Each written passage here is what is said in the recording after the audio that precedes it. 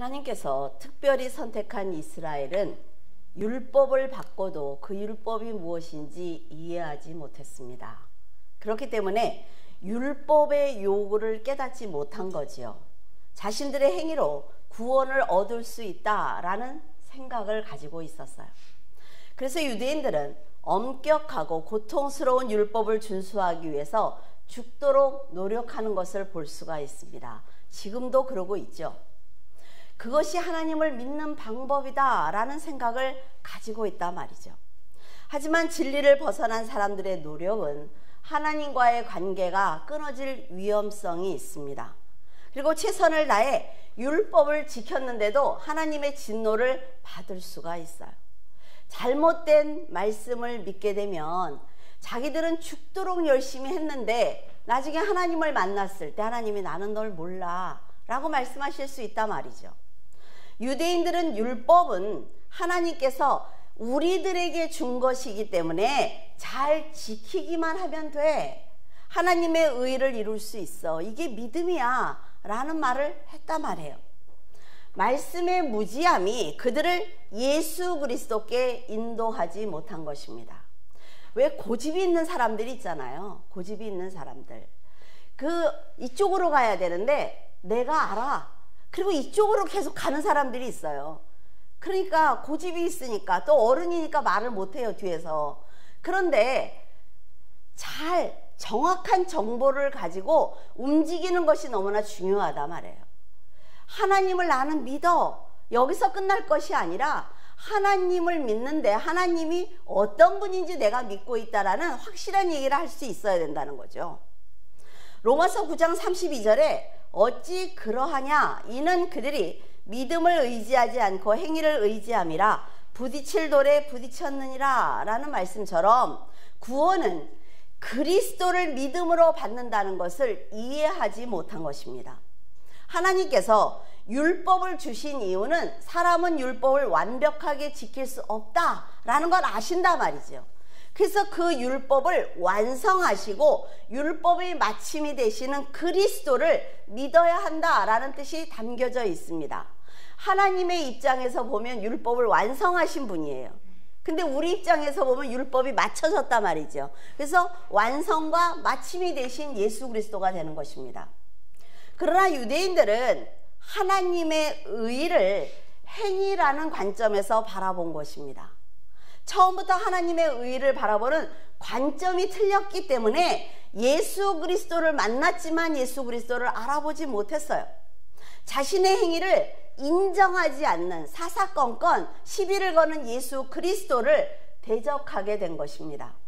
베드로전서 2장에 보면 베드로는 이방인들에게 너희는 모든 악독을 버리고 갓난 아기들 같이 순전하고 신령한 젖을 사모하면 구원에 이를 것이다 라고 말하고 있습니다. 그래 갓난아기 뭐예요? 아무것도 할 수 없어요. 주는 걸 잘 먹을 때 사랑을 받는다 말이죠. 갓난아이가 아무것도 할 수 없는 것처럼 구원은 행위로 받는 것이 아니라는 거예요. 갓난아기처럼 아무 공로 없는 이방인들이 드리는 그 믿음을 기쁘게 받으시는, 그리고 성도들은 그 성도들 기쁘게 받으시면서 그 성도들에게 너는 신령할 제사를 드릴 제사장이야 라는 놀라운 말씀을 하십니다. 제사장은요 유대인들만, 선택된 그 사람들만 할 수 있는 그런 제사장 자리예요. 그런데 하나님께서 아무것도 하지 않은 그들에게 너는 신령한 제사를 드리는 제사장이야 라는 말씀을 우리에게 하고 계신다는 거죠. 예수님은 하나님께서 세우신 보배로운 산돌입니다. 그렇기 때문에 아무 공로 없는 이방인은 예수 그리스도로 말미암아 하나님이 기쁘게 받으실 신령한 제사를 드릴 거룩한 제사장이 된 것입니다. 그래서 우리가 어디 나가서 나는 제사장이야, 잘못 얘기하면 목사들이 자신이 제사장이라고 얘기를 해요. 그러나 그렇지 않습니다. 모든 성도, 예수 그리스도를 믿는 모든 성도는 제사장이에요. 그래서 제사장이 하는 게 뭡니까? 다른 사람들의 죄를 대속해 주는 거예요. 대신 동물을 잡아서. 그러면 성도들이 할 수 있는 일은 다른 사람들의 영혼을 위해서 전도하는 것입니다. 그러나 유대인들은 여전히 율법을 행위로 지켜야 한다는 생각을 버리지 못하고 있어요. 그래서 자신들의 헌신을 하나님이 인정해 주기를 바라고 있습니다. 하지만 구원은 처음부터 믿음으로 받는 거야 라고 말씀을 하셨죠. 그리고 행위로 구원을 받으려고 한다면 부딪히는 돌에 걸려 넘어질 것이다. 아주 정확하게 말씀을 해주셨단 말이에요. 그래서 그리스도를 믿는 자에게는 예수 그리스도가 보배가 되지만 믿지 않는 자는, 그러니까 유대인에게는 부딪히는 돌, 걸려 넘어지는 바위가 되는 것입니다. 그래서 그들은 예수 그리스도를 믿지 않기 때문에 지금 걸려서 넘어진 것입니다. 성도들도 이 문제에 대해서 잘 생각을 해야 합니다. 그리스도의 말씀이 생명이라는 것을 믿고 성숙하게 신앙을 갖는 것이 아니라 자신의 열심으로 내가 믿어드리는 거지요. 믿어드리는 것으로 구원을 성취하려고 한다면 그리스도는 우리들에게 부딪히는 돌이 될 것입니다. 주일 예배를 나는 한 번도 빠지지 않았어. 헌금을 성실하게 드렸어. 나는 늘 교회 가서 일을 했어. 그리고 나는 다른 사람들에게 죄를 짓지 않고 늘 착하게 살았거든. 이러면서 스스로 자신을 성도로 인정을 합니다. 성도가 되는 거는요, 하나님이 나를 인정해 주는 거지 내가 나를 인정하는 게 아니에요. 나는 늘 성도가 되기 위해서 애쓰는 거지요. 근데 하나님께서 너는 거룩한 자야. 너는 나를 알잖아. 내가 너와 함께 하고 있거든. 하나님이 나에게 말씀을 해주셔야 되는 거예요. 이런 생각을 가지고 열심히 일을 하면 하나님께 신앙을 인정받는다라는 생각을 하지만 그것은 신앙이 아니기 때문에 칭찬받을 수 없습니다. 그러니까 억울한 거지요. 그래서 나중에 일을 가는 거예요. 사람은 어떤 행위로도 구원을 받을 수가 없습니다. 그래서 생명 대신 그리스도를 의지하는 것이 참된 구원을 받는 길이다 라는 믿음을 가져야만 지금까지 내가 열심히 해온 그 모든 헌신까지도 칭찬을 받는 것입니다. 상급이 되는 거예요. 예수 그리스도를 믿는 성도는 부끄러움을 당하지 않는다 라고 말씀을 하셨어요. 여러분 이 말씀을 믿습니까? 이 말씀을 믿으면요, 여러분 자신감이 생깁니다. 하나님은 어떤 상황에서도 나를 부끄럽게 하지 않아. 왜? 내가 올바른 지식을 가지고 있으니까. 여러분이 죄인은 하나님의 나라에 들어갈 수 없다는 것을 인지하고 겸손한 믿음을 가지고 성도로 살아가기만 한다면 그리스도께서는 여러분의 울타리가 되어주십니다. 여러분은 여러분의 자녀들이 예쁘게 하지도 않는데, 착하게 하지도 않는데 어때요? 늘 울타리가 되어주잖아요. 근데 하나님은 우리를 위해서 생명을 주신 분이라는 거죠. 우리를 창조하신 분이에요. 그분이 하나님을 바라보는 우리들의 울타리가 되어주지 않는다? 그런 일은 있을 수 없는 것입니다. 이스라엘은 70년 동안 포로 생활을 했습니다. 그리고 이스라엘로 돌아왔죠. 근데 그들이 이런 생각을 하기 시작을 했어요. 왜 우리가 70년 동안 고난을 받았을까? 뭐지? 그러면 하나님 앞에서 우리가 믿음을 갖지 못했구나 라고 생각을 하면 너무나 좋은데, 이들이 생각을 하는 것은 율법을 완벽하게 안 지켜서 그래. 우리가 율법을 완벽하게 지켰으면 이런 어려움은 없었을 텐데 우리가 하나님 앞에 율법을 범하는 죄를 지었기 때문에 우리가 고난을 당한 거야. 그러니까 우리는 철저하게 율법을 지켜야 돼 라는 생각을 갖게 되었어요. 그래서 하나님과의 관계를 회복하는 그 믿음을 갖기 위해서 많은 법들을 만들어내기 시작을 했습니다. 마태복음 15장 2절에 보면 당신의 제자들이 어찌하여 장로들의 전통을 범하나이까? 떡을 먹을 때 손을 씻지 아니하나이다. 이스라엘 백성들은 율법을 완벽하게 지키기 위해서 장로들의 전통을 만들기 시작했어요. 그러니까 쉽게 얘기하면 해석집 같은 건데 더 깊이 들어가면 잔소리예요. 잔소리를 하기 시작을 한 거죠. 그래서 장로의 전통은 하나님께 죄를 짓지 않기 위해서 율법을 어떻게 지켜야 되는지 자세하게 알려주자 라고 자기들끼리 모여서 랍비들이 이것을 만들기 시작을 한 것입니다. 이렇게 율법의 요구를 알지 못하는 그들은 결국 예수님께 책망을 받게 되었습니다. 이들이 열심히 하면 할수록 예수님과 멀어진다 말이죠. 화 있을진저 외식하는 서기관들과 바리새인들이여, 너희가 박하와 해안가 근처의 11조는 들이되 율법에 더 중한 바 정의와 긍휼과 믿음은 버렸다 라고 하신 것을 보면 말씀의 본질은 버리고 쓸데없는 것만 지키고 있다 라고 책망을 하신 것입니다. 지금도 장로들의 전통을 지키는 유대인 중에 안식일에 불을 켜야 되잖아요. 그렇죠? 저는 스위치를 켜야 되는데 자기들이 스위치를 켜는 건 일이다 라는 생각을 해요. 그러니까 이방인들에게 돈을 주고 우리 집에 와서 불 좀 켜줄래? 지금도 그러고 있다는 거죠. 이런 열심은요, 하나님과 전혀 상관없는 열심입니다. 그게 무슨 상관이 있어요, 하나님하고? 그냥 불을 켜면 되지. 먹고 싶으면 가스도 켜고 밥 먹으면 되지. 그걸 이방인들에게 와서 해줄래? 그거 부업만 해도 괜찮을 것 같아 가서. 그렇죠? 율법은 사람의 판단에 의해서 행위로 드러내는 것이 아닙니다. 예수 그리스도께서 사람이 지킬 수 없는 율법을 이미 성취해 주셨어요. 너희들은 할 수 없어. 너희들이 316가지의 율법을 어떻게 다 지킬 수가 있어. 그러니까 내가 단번에 내가 그걸 성취해 줄게 하고 주셨단 말이죠. 그건 뭐예요? 너희들의 의를 버리고 예수 그리스도를 영접하라는 것입니다. 그러나 인간의 의를 버리지 못하는 사람들은 율법을 향한 잘못된 열심을 행하기 때문에 진리의 길을 스스로 막아버리는 것입니다. 그리고 생명과 멀어지는 거예요. 얼마나 안타까운지 모른다 말이죠. 지금도 말씀과 상관없이 인간의 생각으로 신앙생활을 하고 있는 사람들은 교회를 내가 왜 다니고 있는지 그 이유를 알지 못하고 있습니다.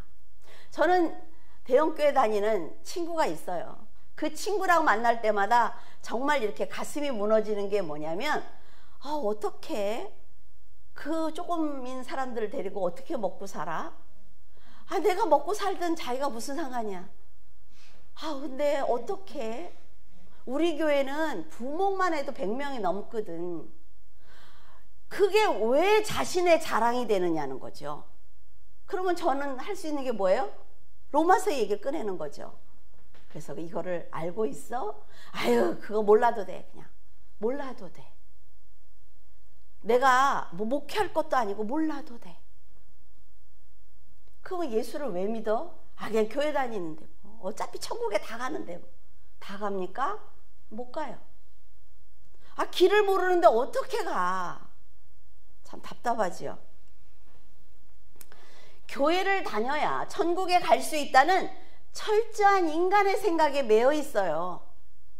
그러니까 주일을 갔다 왔는데요, 이게 자랑이야.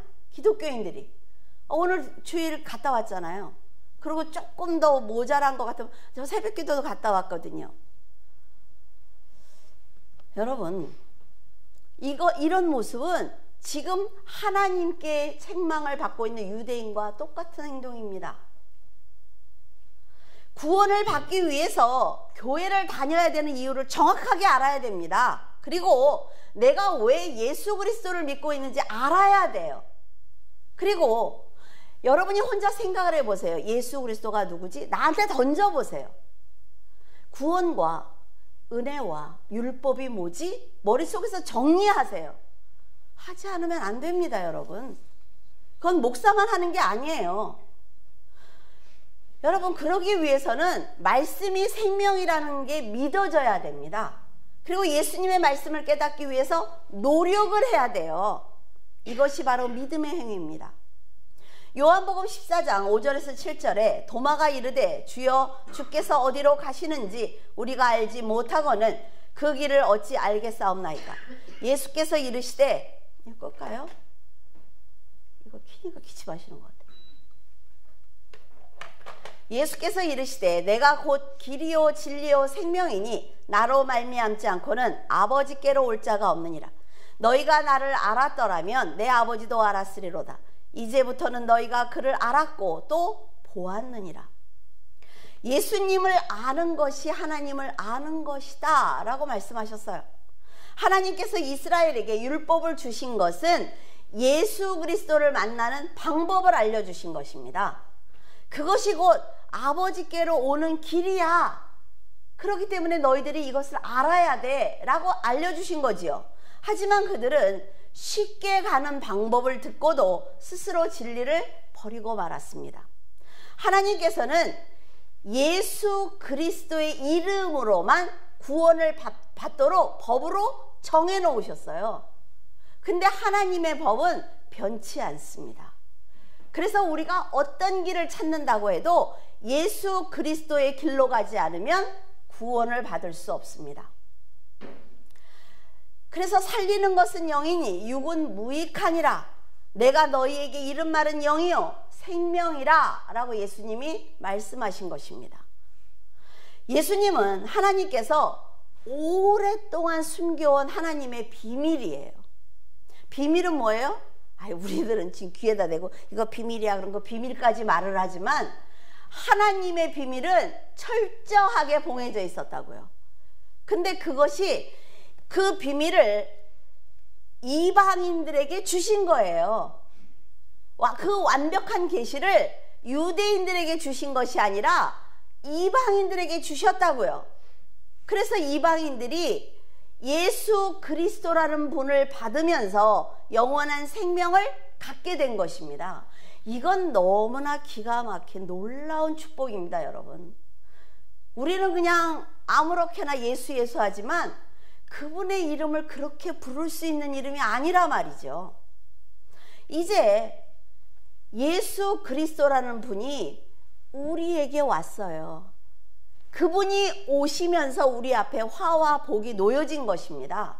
내가 어떤 것을 고를 것인지 그건 여러분의 선택이라 말이죠. 로마서 10장 1절 형제들아 내 마음에 원하는 바와 하나님께 구하는 바는 이스라엘을 위함이니 곧 그들로 구원을 받게 함이라. 사도 바울은 지금까지 유대인들이 왜 그 산돌에 부딪혔는지 아주 정확하게 우리에게 알려주었습니다. 그들이 하나님보다 율법의 열심이었기 때문에 예수 그리스도와 멀어졌다는 걸 알고 있어요. 그런데 뭐예요? 사도 바울에게는 그들이 친족이에요. 동족입니다. 그러니까 버릴 수가 없는 거지요. 이런 바울을 이해하지 못한 유대인들은 그를 따라다니면서 괴롭히는 것입니다. 복음을 전하지 못하도록 계속 괴롭히는 거예요. 하지만 바울은 사후에 주어질 영원한 생명을 알아요. 그래서 이건 철저하게 구원의 문제이기 때문에 핍박을 받으면서도 그들을 버릴 수가 없는 것입니다. 자, 여러분 생각을 해보세요. 우리 곁을 떠나신 분들, 돌아가신 분들에 대해서는 우리가 어떻게 할 수 있는 방법이 없습니다, 여러분. 그렇죠? 우리가 기도를 하고 헌금을 하면 조금씩 그 동전 소리를 듣고 연옥으로 옮겨, 그게 사실입니까? 아니에요. 그렇지 않습니다. 우리와 함께 살 때, 숨을 쉴 때 관계가 있는 거예요. 내 아버지고 내 형제인 거지요. 그러나 내 곁을 떠나면 그 다음부터는 그 관계는 없어지는 것입니다.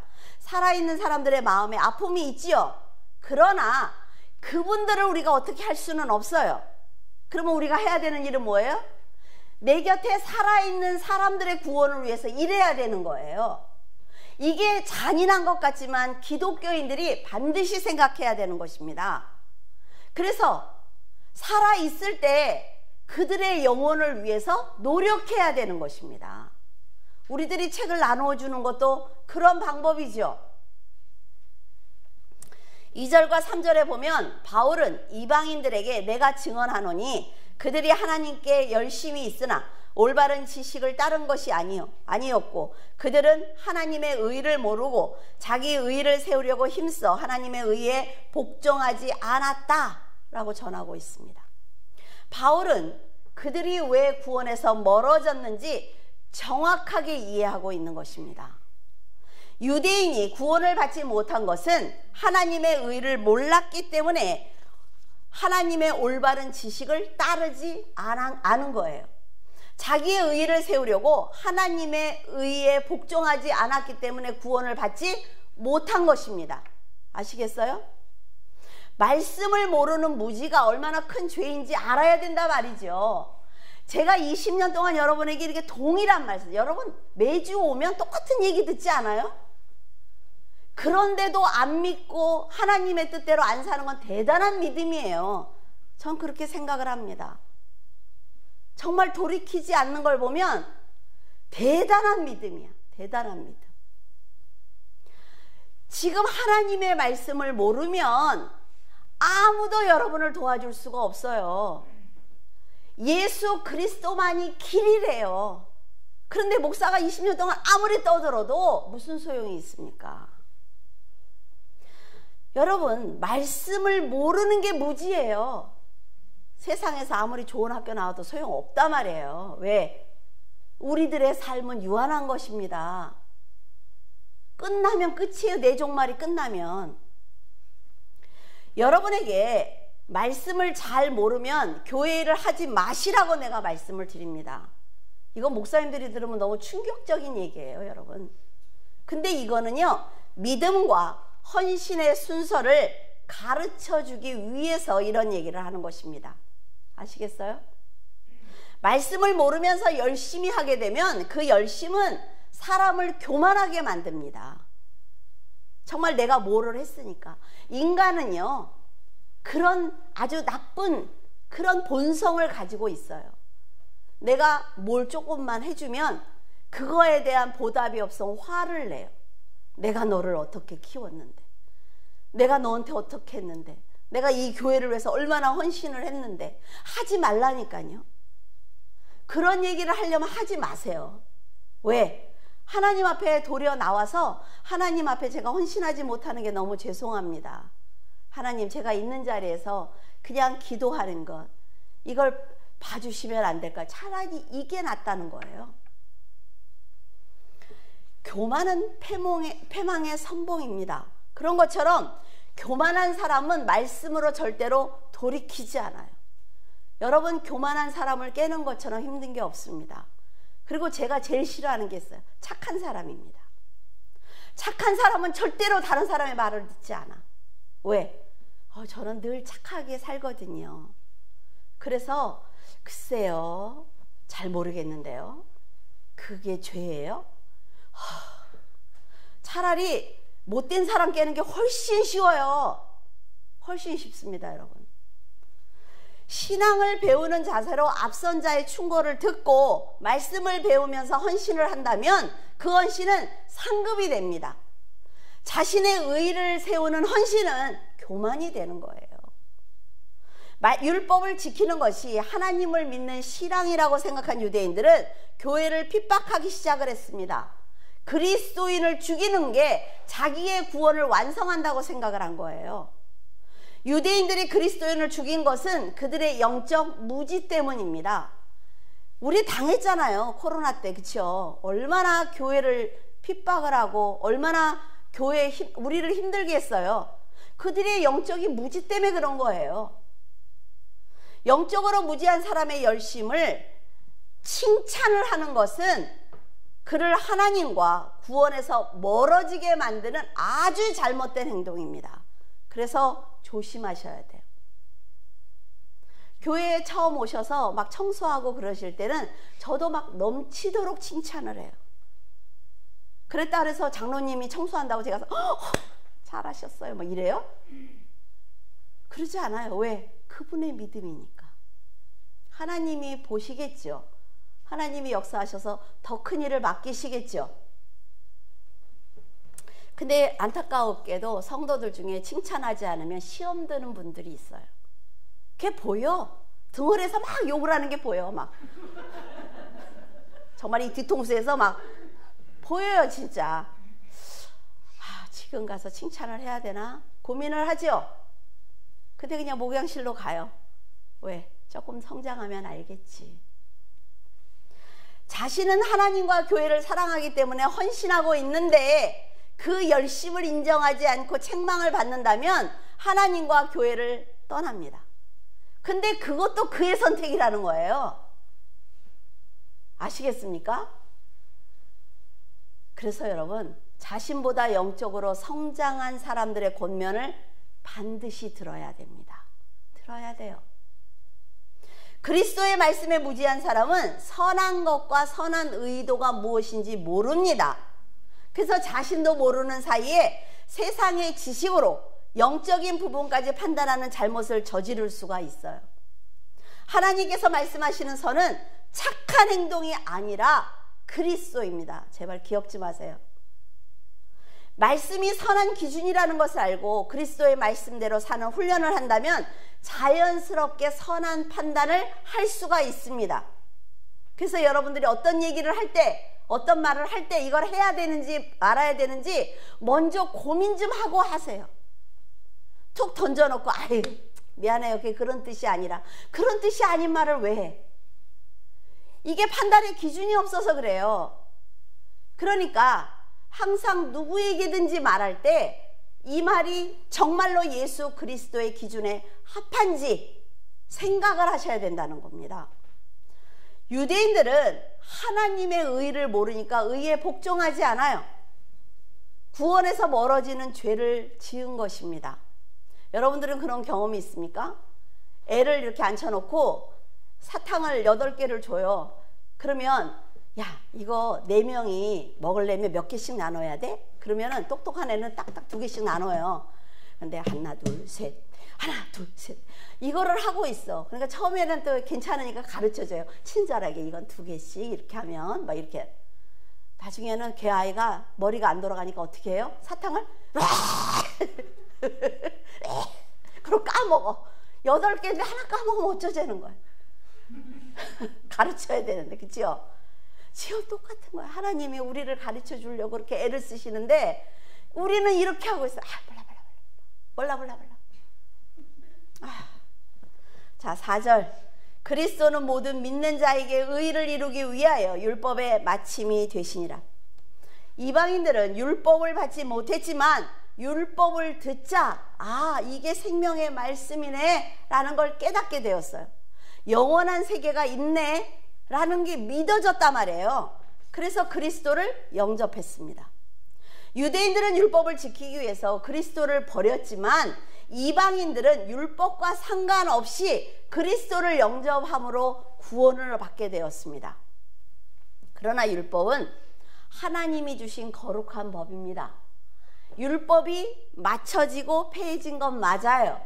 그러나 우리가 율법은 폐했어, 그러니까 안 지켜도 돼, 이러면 안 돼요. 왜? 하나님이 이스라엘 백성들에게 율법을 주신 것은 정상적인 인간의 삶을 살 수 있도록, 너희들이 이래야만 정상적인 거야, 이렇게 살아야 병에 안 걸리는 거야, 이걸 다 가르쳐 주셨잖아요. 그렇기 때문에 우리의 삶에 하나님의 말씀을 적용하면 하나님이 원하시는 인간다운 삶을 살 수가 있습니다. 그리스도께서 자신의 몸에 인류의 죄를 대속하시고 성취하셨습니다. 그래서 성도들은 율법의 마침이 되신 그리스도를 믿고 나아간다면 하나님께서 영원한 생명을 주실 것입니다. 신명기 30장 11절에서 14절. 내가 오늘 내게 명령한 이 명령은 내게 어려운 것도 아니요 먼 것도 아니라 하늘에 있는 것이 아니니 내가 이르기를 누가 우리를 위하여 바다를 건너가서 그의 명령을 우리에게로 가지고 와서 우리에게 들려 행하게 하랴 할 것도 아니라 오직 그 말씀이 내게 매우 가까워서 내 입에 있으며 내 마음에 있은즉 내가 이를 행할 수 있느니라. 엄청나게 놀라운 축복의 말씀입니다, 여러분. 모세는 마지막 설교를 통해서 이스라엘이 가나안에 들어가서 어떻게 해야 축복을 받을 것인지, 어떻게 하면 저주를 받게 되는지 가르쳐 주었습니다. 출애굽을 해서 가나안에 올 때까지 그들은요 끊임없이 불평을 합니다. 끊임없이. 내가 이걸 애굽에서 왜 나왔어? 거기 앉아서 먹었으면 뭐 잘 먹었을 텐데 어쩔 텐데. 모세 보고 손가락질을 하고 하나님을 끊임없이 부인하지요. 그런데도 모세는 가나안에 도착하기까지 백성들을 사랑했습니다. 그리고 인내하는 거예요. 그 속이 얼마나 썩었을까. 그런데 하나님께서 이렇게 말씀을 하십니다. 가나안에 들어가고 싶어서 온 것 아니에요, 모세가? 그런데 그에게 미안한데 이제 네 사명이 끝났어. 그러니까 너는 느봇산에 올라가서 이제 나한테 올래? 그러니까 이 모세가 너무 화가 나가지고 다윗이래네. 모세가 왜 나한테 이렇게 하시냐고. 아니 내가 120세가 되도록 이 꼴을 보려고 내가 이렇게 헌신했느냐고 이러지 않았어요. 성도들을 모아서, 백성들을 모아서 진심이 담긴 고별 설교를 합니다. 여호와의 말씀을 청종하여 율법책에 기록된 명령과 규례를 지키고 네 마음을 다하며 뜻을 다하여 하나님께 돌아오면, 조건이죠. 네 손으로 하는 모든 일과 네 몸의 소생과 네 가축의 새끼와 내 토지의 소산을 많게 하고 내게 복을 주시되 믿음의 조상을 축복하신 것처럼 하실 것이다 라고 알려주었어요. 하나님은 이런 분이야. 네가 정말 가나안에 들어가서 복을 받고 싶어? 그러면 어떻게 해야 된다고요? 처음에 얘기했죠. 명령과 규례를 지켜라. 하나님께서 나에게 무엇을 원하시는지 그 법대로 살아. 네 생각을 거기다 넣지 마 라는 얘기예요. 네 마음을 다하고 뜻을 다해서. 네 마음을 다하고 뜻을 다하면 뭐예요? 내 생각이 있어요? 없습니다. 내 생각이 없어요. 하나님께서 무엇을 원하시지? 하나님께서 가나안에 들어가서 어떻게 하라는 거지? 라는 생각을 가지고 네가 살아내기만 하면, 세상 일이 잘 안 되고 사람들이 내 옆에서 괴롭히면 정말 한번 돌이켜서 하나님 앞에 이렇게 살아보세요. 그러면 하나님께서 갈 길을 열어주신다니까요. 그러면서 하는 말이 이런 말을 합니다. 하나님의 말씀은 어려운 게 아니야. 하늘에 올라가서 하나님의 명령을 가져와야만 믿을 수 있는 게 아니야. 바다를 건너가서 명령을 가져와야만 네가 구원을 받을 수 있는 힘든 게 아니야. 그리스도를 영접하고 말씀대로 사는 게 절대로 힘든 게 아니야 라는 얘기예요. 말씀은 너와 가까이 있는데 바로 네 입에 있어. 네 마음에 있어.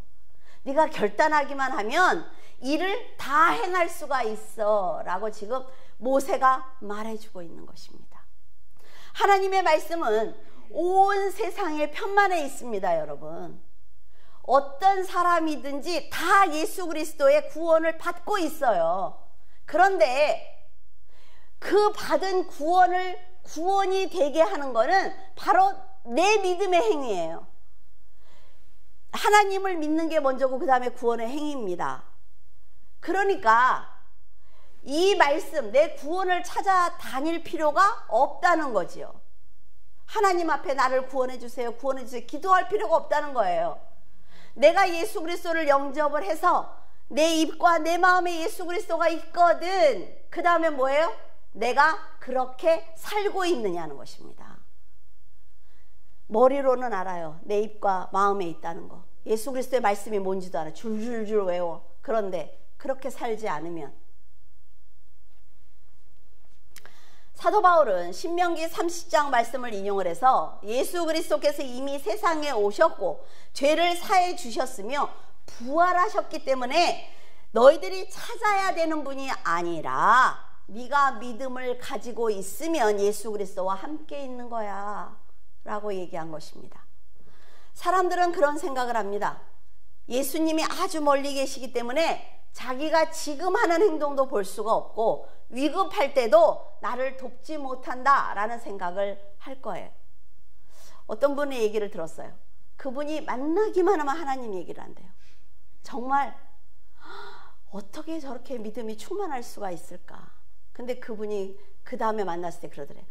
내가 평생에 성경을 한독을 했잖아. 막 깜짝 놀랐다는 거예요. 깜짝 놀랐대요. 그리고 뭘 그렇게 하나님 얘기를 해. 그러니까 머리로만 아는 하나님을 얘기하는 거죠. 자기가 예수님을 찾을 때만 오시는 분으로 생각하기 때문에 죄를 짓는 것을 두려워하지 않습니다. 삶에서 주님을 부르지 않아요. 왜? 내가 다 알고 있으니까. 이거는 내가 잘하는 일이야. 회사에서도 마찬가지죠. 그러나 여러분, 순간순간 기도하지 않으면 나를 돕는다고 왔던 그 사람이 언제 배신할지 몰라요. 우리 여기서 정치하는 분들 봐요. 어떻게 그렇게 할 수가 있는지 대단해요. 아주 얼굴을 탁 들고 탁탁탁 배신하는 걸 보잖아요, 지금. 영원한 내 편은 없습니다, 여러분.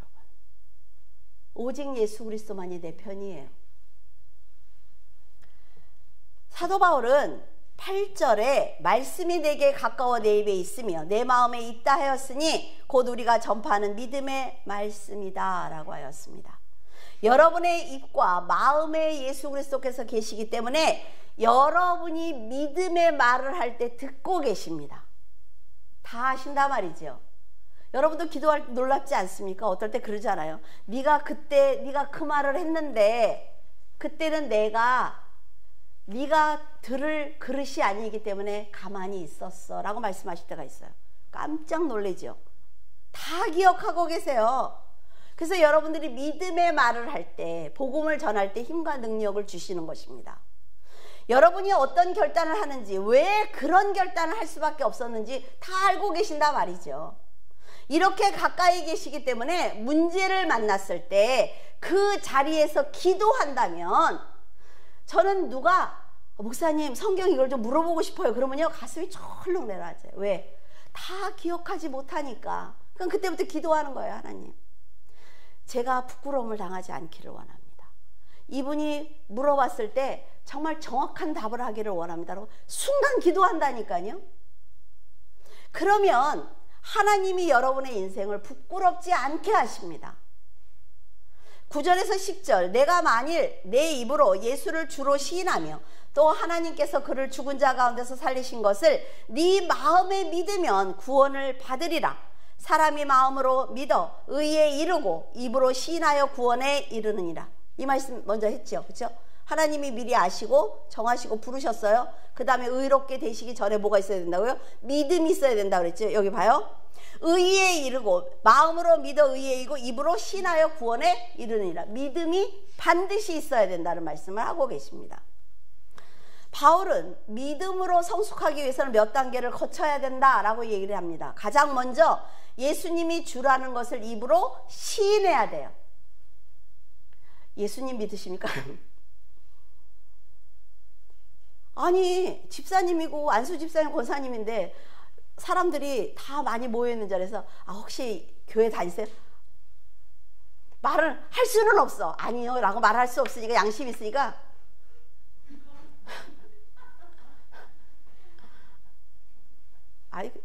양심이 어떤 손을 올려놓고 제가 한번 생각을 해보세요.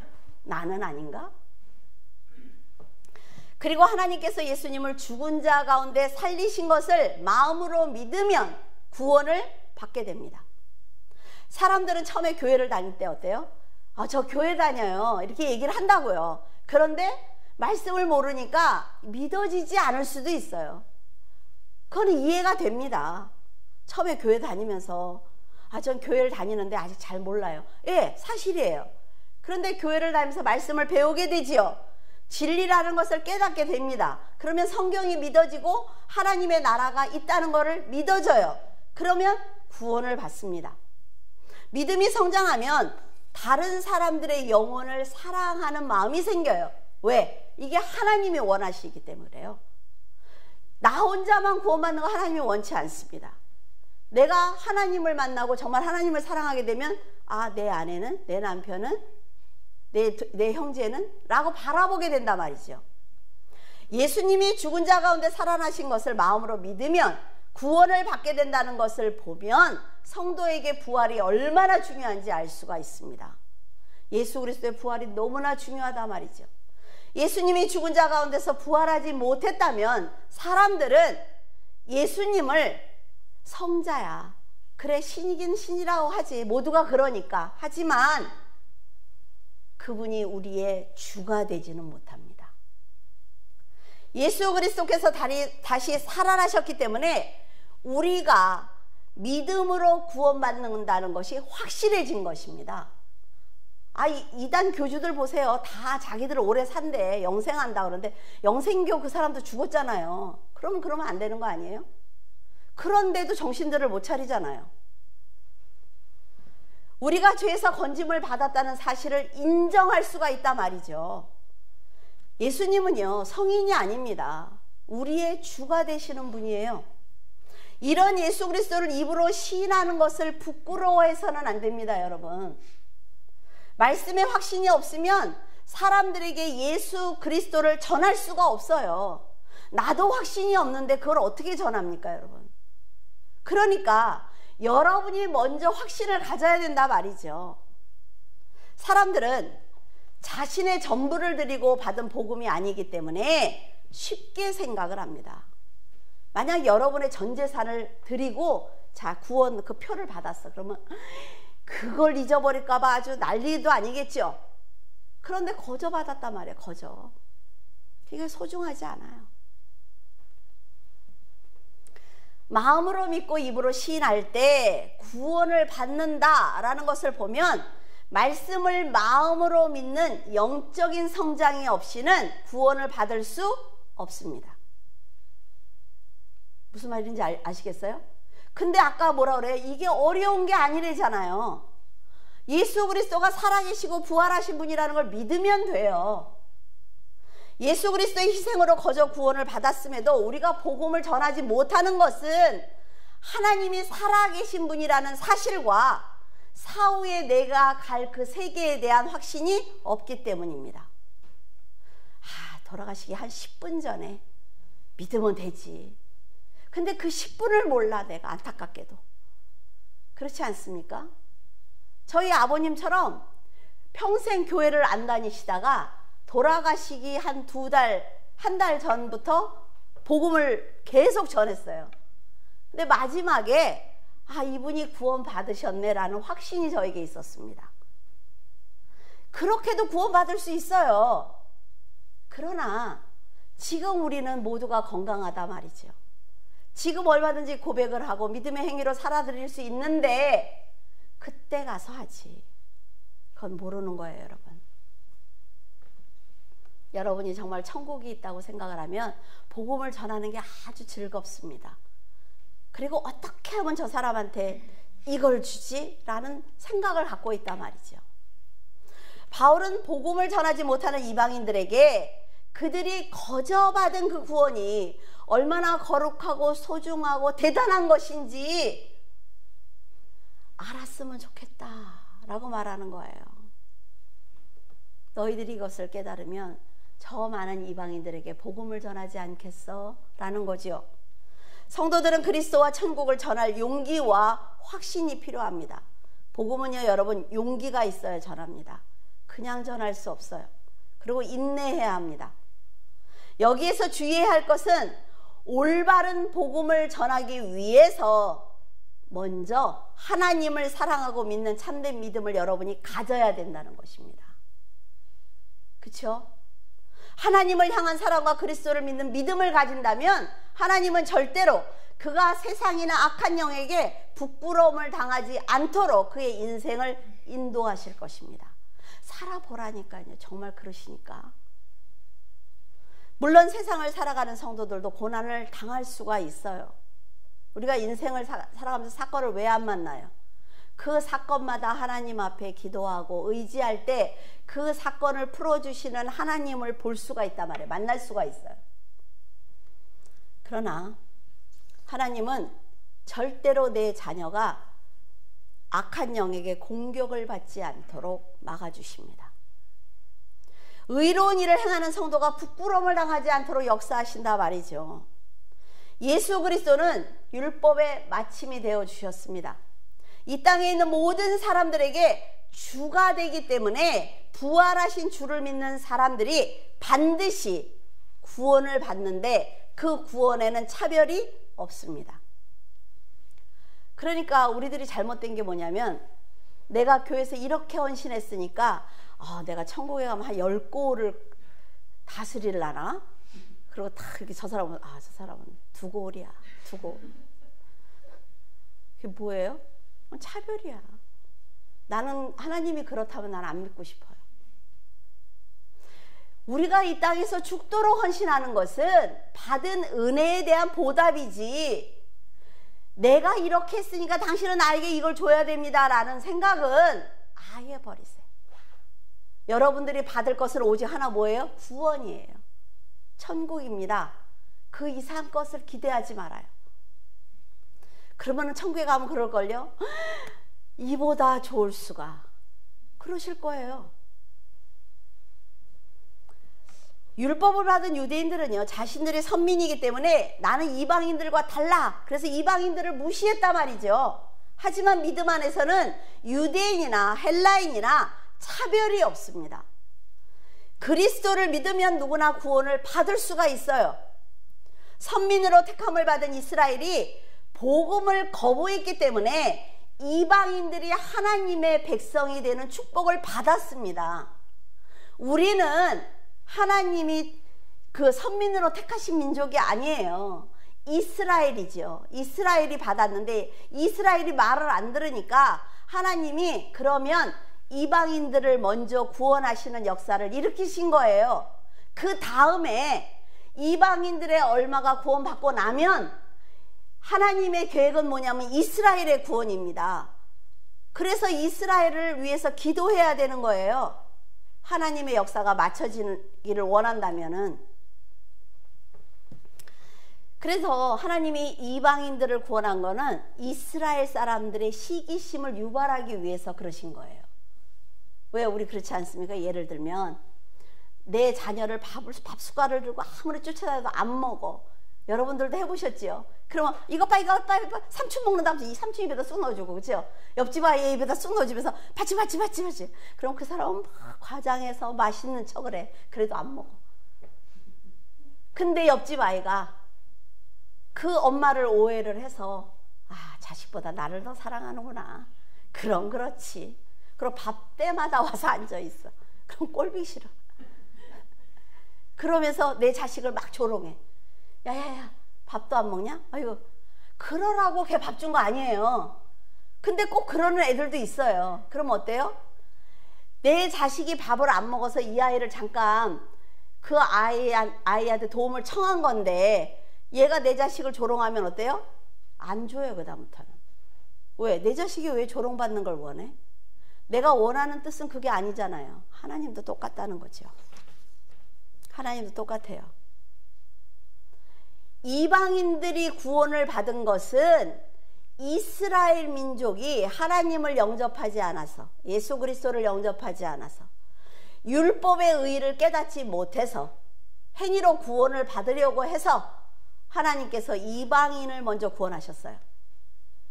그래서 이방인들이 열심히 하나님을 사랑하고 그리스도를 섬기면서 구원받는 것을 보면서 우리 건데? 라는 생각을 하기를 원하시는 거예요. 그러니까 우리는 어때요? 거저받은 그 구원을 감사해야 되는 것입니다. 그들을 위해서 기도해야 되는 거예요. 그 아이가 밥을 잘 먹도록 도와주는 거죠. 그러면 엄마는 어때? 신나니까 맛있는 반찬을 더 많이 할 거 아니에요. 그러면 더 많은 반찬을 얻어먹을 거 아니에요. 이렇게 지혜롭게 살아야지. 여러분이 늘 겸손한 자리에서 하나님의 이름을 높이기 위한 삶을 산다면 하나님께서는 여러분의 삶과 영적인 평안을 위해서 울타리가 되어 주실 것이며 부끄럽지 않은 삶을 살도록 은혜를 베풀어 주실 것입니다. 기도하겠습니다. 죄인들을 위해서 자신을 십자가에 못 박고 사망에서 부활하신 하나님 아버지, 감사를 드립니다. 주님께서 자신을 사망에 던지지 않으셨다면 저희들에게 구원은 없었을 것입니다. 그 희생에 감사하지 못하고 날마다 자신의 의의를 세우기 위해서 교만한 삶을 사는 저희들이지만 사도 바울의 권면을 통해 다시 한번 자신을 돌아보게 됩니다. 용서하시고 저희들의 회개를 받아 주시옵소서. 예수 그리스도의 구원의 완성이 저희에게는 율법의 마침이 되어 정말 큰 은혜로 다가왔습니다.